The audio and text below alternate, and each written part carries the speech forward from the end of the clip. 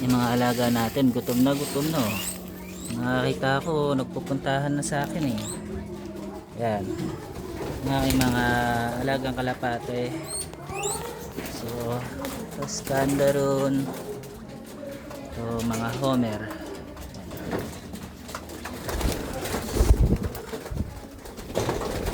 Sobrang gutom na. Yan, hindi pa nailalapag, nag-aagawan na.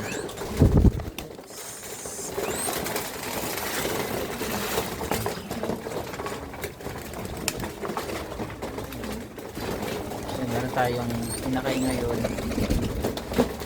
So anim na inakay, so nakakalipad na sila. Ito mga breeder natin, nakawalan na lang. Sanay na sila sa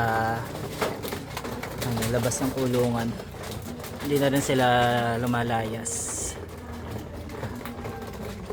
Ito yung mga kalapate.